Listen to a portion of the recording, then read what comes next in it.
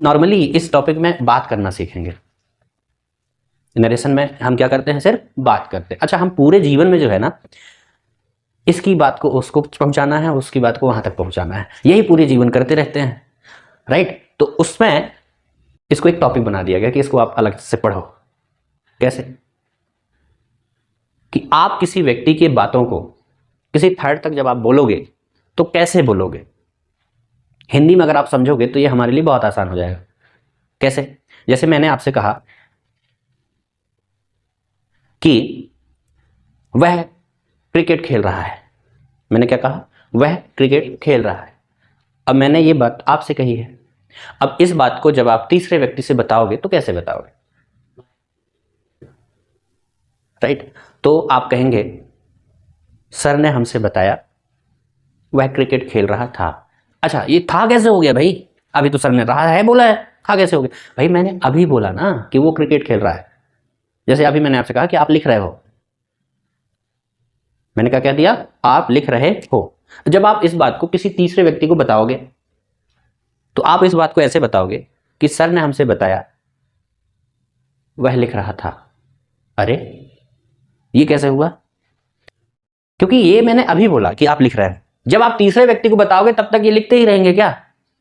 नहीं ना। यस, तब तक तो इनका लिखने का काम खत्म हो जाएगा, तो वो रहा था नहीं बन जाएगा। भाई नरेशन का तो मतलब ही है कि किसी एक की बात को दूसरे को आप बताओगे कैसे, यही तो सीखना है इसमें। तो कुछ इस तरीके से बताते हैं। जैसे मैंने आपसे कहा कि आज हम नरेशन सीख रहे हैं। मैंने क्या कहा? आज हम नरेशन सीख रहे हैं। अब इस बात को किसी थर्ड व्यक्ति से जब आप बताओगे तो आप कैसे बोलोगे? सर ने हमसे बताया कि उस दिन हम नरेशन सीख रहे थे। अच्छा, आज को हमने उस दिन बता दिया, क्योंकि ये सब बातें पास्ट में चली जाती है। जब तक आप इस बात को, किसी भी की बात को किसी थर्ड व्यक्ति तक डिलीवर करते हो तब तक ये बात पास्ट हो जाती है।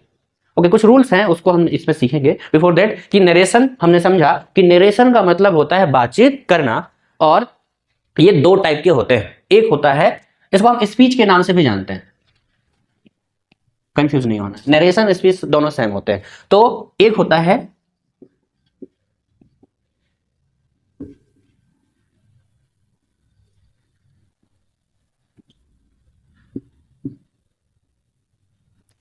डायरेक्ट स्पीच और एक होता है इनडायरेक्ट स्पीच। अच्छा, वर्डों का भी पूरा मतलब निकल रहा है वहीं से। आपको अगर एक्सप्लेन भी ना किया जाए ना तो आप इसकी मीनिंग से समझ सकते हो कि डायरेक्ट का मतलब क्या हो रहा है कि किसी के साथ बातों को डायरेक्ट बोल देना, फेस टू फेस। अच्छा, ऐसा समझ लेते हैं। इनडायरेक्ट मतलब पीठ पीछे बोलना, वो नहीं रहेगा वहां। जिसकी बातों को जब आप बताओगे तो वो वहां नहीं रहेगा, तो वो इनडायरेक्ट हो जाएगा, और जब वो रहेगा तो डायरेक्ट हो जाएगा। अच्छा, जीवन में भी यही होता है कि अगर मैंने आपसे कोई बात की है और इन्होंने सुन लिया, अब ये जब किसी तीसरे व्यक्ति को बताएंगे तो ये अपने शब्दों में बताएंगे। लड़ाई इसी से होती है। यस, कि दो व्यक्ति बात कर रहे हैं, तीसरे व्यक्ति ने सुन लिया, तीसरे ने उसको बता दिया कि तुम्हारे बारे में उसने ये सब कहा, होने तो लड़ाई।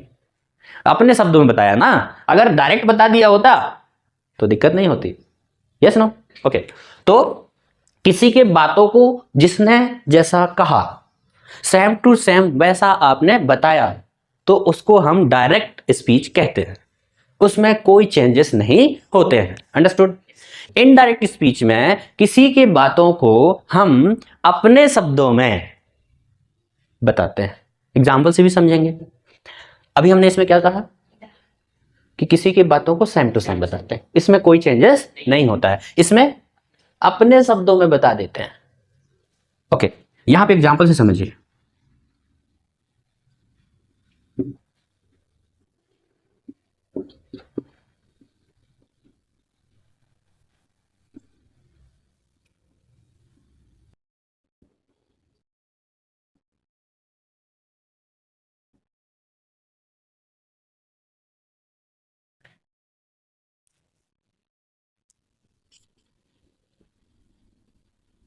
एक मैंने एग्जाम्पल लिया है जो डायरेक्ट से है। सर ने हमसे कहा मैं अभी पढ़ा रहा हूं। ये कौन सा स्पीच कहलाएगा? Direct speech. हाँ सर, हम कैसे समझेंगे कि कौन सा डायरेक्ट स्पीच है और कौन सा इनडायरेक्ट स्पीच है? क्योंकि वो तो लिखा रहेगा। यस, या फिर कोई व्यक्ति बोल रहा है तो हम कैसे समझेंगे कि वो डायरेक्ट है या इनडायरेक्ट है? ध्यान रखना है कि जो डायरेक्ट स्पीच होगा उसमें इन्वर्टेड कॉमा जरूर आता है।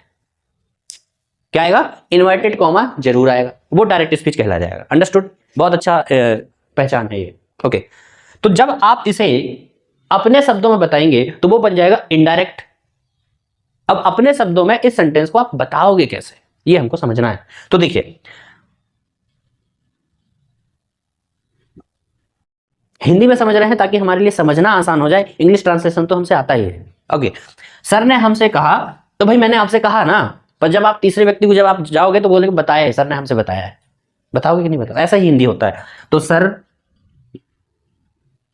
ने हमसे बताया कि अब अपने शब्दों में बताना है, ये तो मेरा सेंटेंस है, मैं अभी पढ़ा रहा हूं, ये किसका सेंटेंस है, मैं, मेरा। जब आप मेरी बात को किसी थर्ड व्यक्ति से बताओगे तो मैं आपके लिए वे बन जाऊंगा। क्या बन जाऊंगा? वे पढ़ा रहे थे। Yes no? मैं जो वर्ड है वो इसने यूज किया है भाई, इतना ध्यान रखना पड़ेगा कि यहां का जो सब्जेक्ट है वो किसने यूज किया है, सर ने यूज किया है। तो ये जो मैं वर्ड है वो किसने कहा? सर। सर जो है आपके लिए तो वह बनेंगे ना, पर हिंदी में रिस्पेक्ट देने के लिए हम सर को वह ना बोलकर वे बोल देते हैं, इंग्लिश में तो ही रहेगा। ओके, जैसे अपने पापा को वे हमें पढ़ाते हैं, और वह हमको पढ़ाता है थोड़ी ना बोलोगे आप। यस, तो रिस्पेक्ट देते हैं, लेकिन इंग्लिश में तो ही रहेगा, क्योंकि इंग्लिश में भाई एक बॉय के लिए हम ही यूज करते हैं और एक गर्ल के लिए सी यूज करते हैं।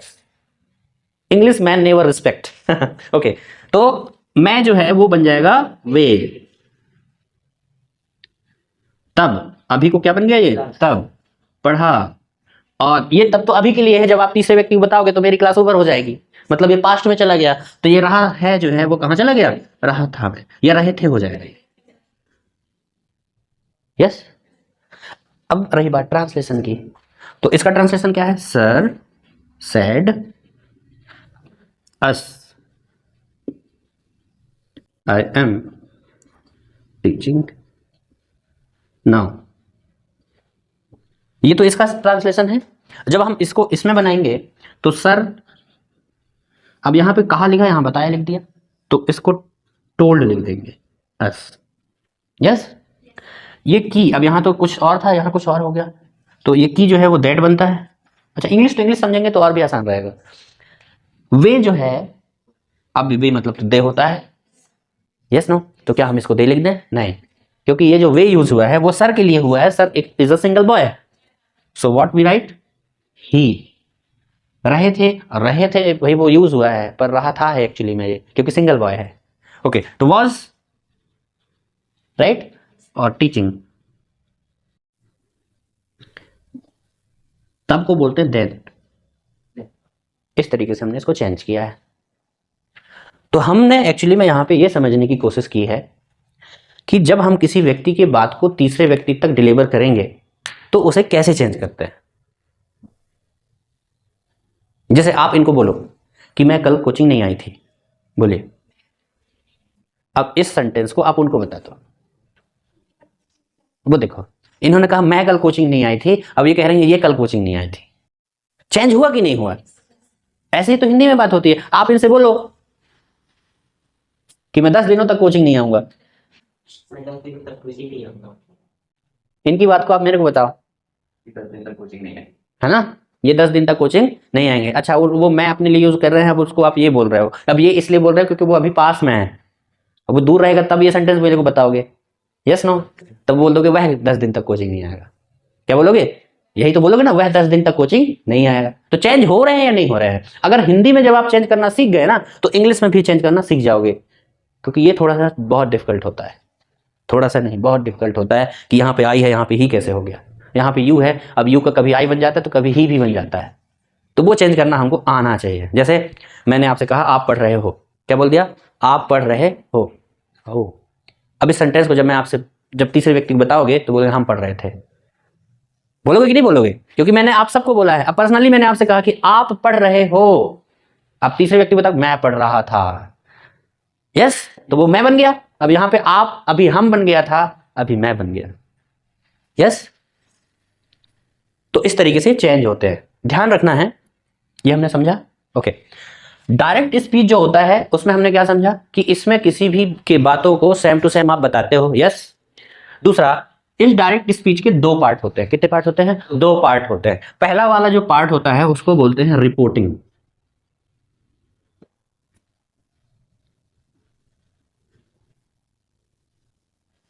और दूसरा होता है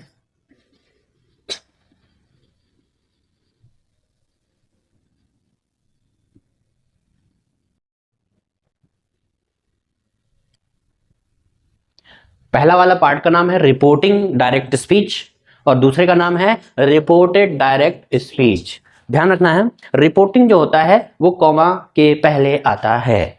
इन दोनों में से किसी एक को भी याद रख लोगे ना, दूसरा ऑटोमेटिक बन जाएगा। कैसे? आप ये याद रख लो, रिपोर्टेड क्या होता है, आप ध्यान रख लो, इन्वर्टेड कॉमा के अंदर जो आएगा वो रिपोर्टेड होता है। क्या याद रख लिया हमने?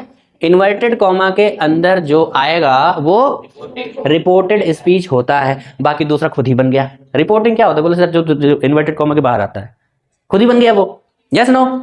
तो ये है, इसको पहचानेगा। डायरेक्ट स्पीच कैसे पहचानोगे? कि उसमें इन्वर्टेड कॉमा और कॉमा जरूर आएंगे। उनमें से दो पार्ट होंगे, एक पार्ट का नाम है रिपोर्टिंग और दूसरे पार्ट का नाम है रिपोर्टेड। रिपोर्टेड क्या होता है? जो इन्वर्टेड कॉमा के अंदर आता है। तो रिपोर्टिंग क्या होता है? के बाहर आता है। ओके, रिपोर्टिंग का मतलब समझिए आप। रिपोर्टिंग का मतलब जो बोलता है, जैसे मैं अभी रिपोर्टिंग ही तो कर रहा हूं। यस। और रिपोर्टेड का मतलब जो मैंने बोला, जो व्यक्ति बोलता है उसको रिपोर्टिंग बोलते हैं, और जब बोल रहा होता है वो मैटर होता है, उस मैटर को हम क्या बोलते हैं? रिपोर्टेड बोलते हैं। सिंपल शब्दों में आप समझिए कि जब हमारे साथ कोई मैटर हो जाता है तो हम पुलिस स्टेशन जाते हैं। इस वर्ड से मैं इसलिए ये एग्जांपल लाया कि वहां रिपोर्ट करने जाते हो। Yes no? अच्छा, वो वर्ड यही यूज हो रहे हैं, उस वर्ड से आप अच्छी तरीके से वाकिफ हैं, राइट? वहां क्यों जाते हैं हम? रिपोर्ट करने। तो रिपोर्ट करने जाते हैं, तो जब आप जा रहे होते हो, फिर वहां पे जब आप जो भी लिखाते हो तो आप बोलते हो कि नहीं बोलते हो? तो जो आप बोल रहे होते हो तो आप होते हो रिपोर्टिंग, क्योंकि आप रिपोर्टिंग कर रहे हैं। यस। और जो वहां पे राइटिंग चल रही है, जो मैटर है, वो रिपोर्टेड हो जाएगा। यस। इसको आप दूसरे से भी समझ सकते हो। न्यूज देखा आपने कभी? तो न्यूज जब देखते हैं तो जो बोल रहा होता है, जो एंकरिंग कर रहे होते हैं, तो वो होते हैं रिपोर्टिंग। क्या होते हैं? बोलते हैं Shweta Sharma is reporting from आज तक न्यूज चैनल। पहला ही लाइन यही होता है। यस। और भी न्यूज एंकर हैं, वो अपना अपना नाम लेके बोल देते from this news channel. Yes, reporting कर रहे हैं। और जो मैटर वो देख के बोल रहे हैं, वो क्या होता है? रिपोर्टेड होता है। ये बहुत अच्छा हो गया, हमने समझ लिया। दो एग्जाम्पल समझा, एक न्यूज से भी समझा, एक पुलिस स्टेशन भी समझा, और तीसरा तो ये था कि भाई इसको रिपोर्टिंग बोलेंगे और इसको रिपोर्टेड बोलेंगे। Yes no?